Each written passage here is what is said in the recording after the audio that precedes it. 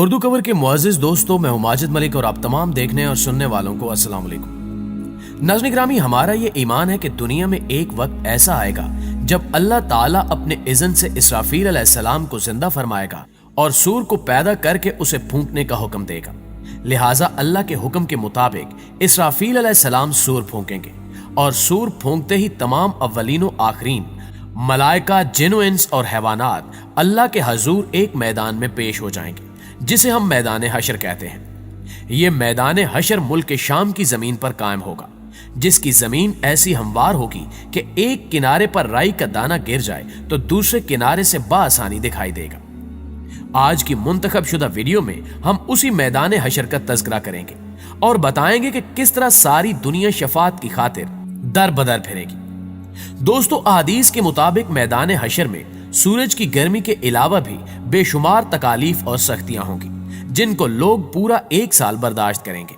और अहादीस के मुताबिक फिर एक साल बाद लोग परेशान होकर अपनी शफात की गर्ज से हजरत आदम अलैहिस्सलाम के पास पहुंचेंगे और उनकी सिफात बयान करने के बाद अर्ज करेंगे कि ए सैयदना आदम, आप अबुल बशर हैं। अल्लाह ताला ने आपको अपने दस्ते कुदरत से पैदा फरमाया और आप में अपनी रूह फूंकी और अल्लाह ने फरिश्तों को हुक्म दिया कि आपको सजदा करें, तो उन्होंने आपको सजदा किया और आपको जन्नत में सकूनत बख्शी। ये सिफात बयान करने के बाद लोग हजरत आदम अलैहिस्सलाम से इल्तिजा करेंगे कि क्या आप अपने रब की बारगाह में हमारी शफात फरमाएंगे, और क्या आप देखते नहीं कि हम किस मुश्किल सूरत हाल में हैं और हमें कितनी बड़ी तकलीफ ने घेर लिया है। हजरत आदम अलैहिस्सलाम इस सवाल का जवाब देते हुए फरमाएंगे कि मेरे रब ने आज ऐसे गजब का इजहार फरमाया है कि ऐसा गजब ना कभी पहले फरमाया था और ना आइंदा फरमाएगा। मुझे उसने एक दरख्त का फल खाने से मना फरमाया था तो मुझसे उसके हुक्म की तामील में लग्ज़ सरसाद हुई, लिहाजा मुझे अपनी जान की फिक्र है, इसलिए तुम हजरत नूह अलैहिस्सलाम के पास चले जाओ। लिहाजा लोग हजरत नूह अलैहिस्सलाम की बारगाह में हाजिर होकर अर्ज करेंगे कि ए सैयदना नूह, आप अहले जमीन के सबसे पहले रसूल हैं और अल्लाह ताला ने आपका नाम अब्दुल शकूर यानी शुक्र गुजार बंदा रखा, तो क्या आप नहीं देखते कि हम किस मुसीबत में हैं? क्या आप देखते नहीं कि हम किस मुश्किल सूरत हाल में हैं और हमें कितनी बड़ी तकलीफ ने आ लिया है? क्या आप अपने रब की बारगाह में हमारी शफात फरमाएंगे? वो फरमाएंगे कि मेरे रब ने आज गजब का वो इजहार फरमाया है कि ना कभी पहले ऐसा इजहार फरमाया था और ना आइंदा ऐसा इजहार फरमाएगा, लिहाजा मुझे खुद अपनी फिक्र है और मुझे अपनी जान की पड़ी है। जिसके बाद हजरत नूह अलैहिस्सलाम लोगों को हजरत इब्राहीम अलैहिस्सलाम के पास जाने के लिए कहेंगे। लिहाजा सब लोग हजरत इब्राहीम अलैहिस्सलाम के पास आएंगे और कहेंगे कि आप अल्लाह के नबी और सारी जमीन वालों में इसके दोस्त हैं, इसलिए आप अपने परवरदिगार के यहाँ हमारी सिफारिश कीजिए। क्या आप नहीं देखते कि जिस हाल में हम हैं और जो मुसीबत हम पर पड़ी है? वो कहेंगे कि मेरा परवरदिगार आज बहुत गुस्से में है, इतना गुस्से में कि ना तो इससे पहले कभी ऐसा हुआ और ना इसके बाद कभी होगा। जिसके बाद हजरत इब्राहीम अलैहिस्सलाम अपनी झूठी बातों को बयान करेंगे और कहेंगे कि इन्हीं बातों की वजह से मुझे खुद अपनी फिक्र है, लिहाजा तुम हजरत मूसा अलैहिस्सलाम के पास जाओ।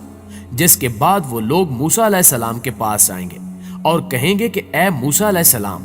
आप अल्लाह के रसूल हैं और अल्लाह ताला ने आपको अपने पयाम रिसालत और कलाम से तमाम लोगों पर फजीलत और बुजुर्गी दी है, लिहाजा आप अपने परवरदिगार से हमारी सिफारिश कीजिए।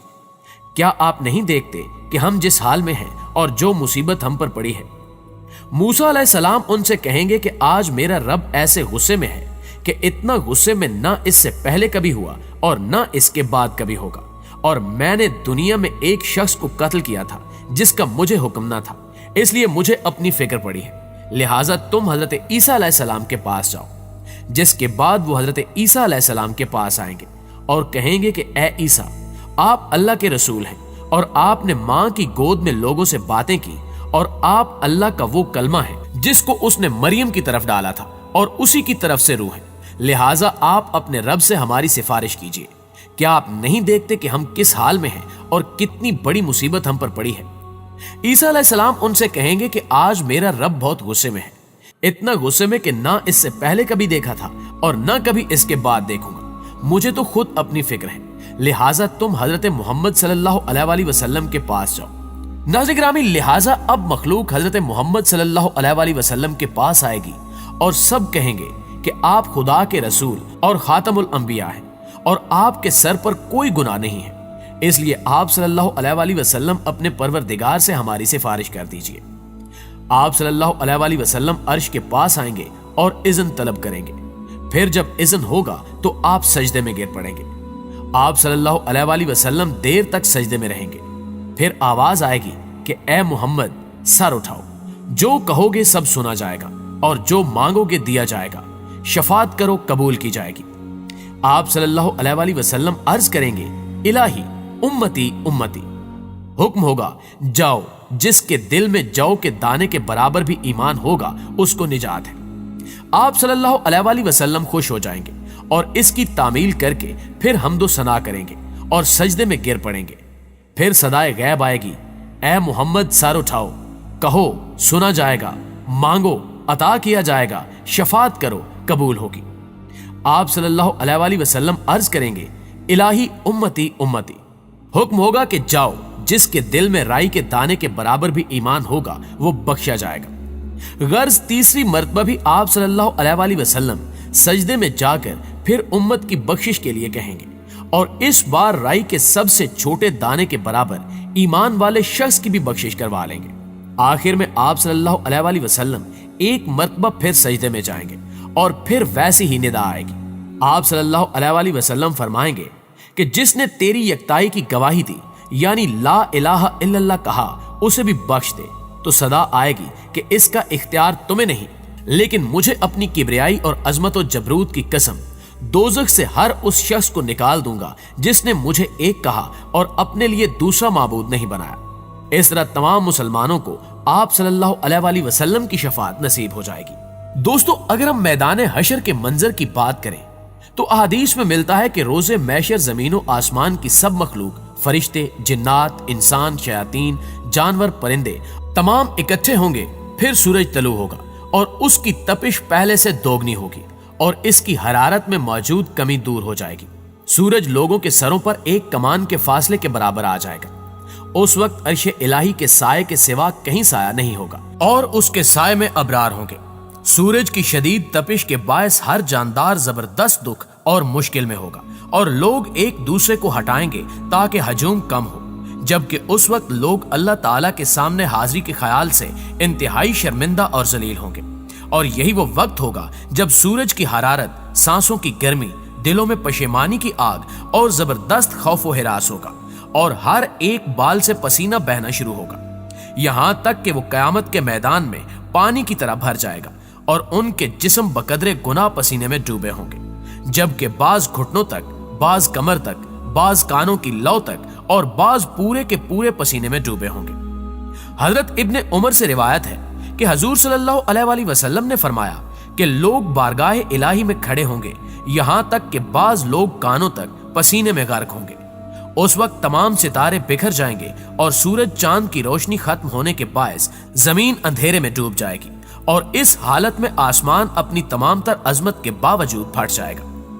آسمان جس کا حجم 500 سال کی مسافت اور جس کے اطراف و کنار میں فرشتے تسبیح میں مشغول رہتے ہیں، اس کے پھٹنے کی ہیبت ناک آواز قوت سماعت پر زبردست خوف چھوڑ جائے گی، اور آسمان زردی مائل پگھلی ہوئی چاندی کی طرح بہہ جائے گا اور سرخی مائل تیل کی طرح ہو جائے گا، اور ننگے پاؤں لوگ وہاں بکھرے ہوئے ہوں گے۔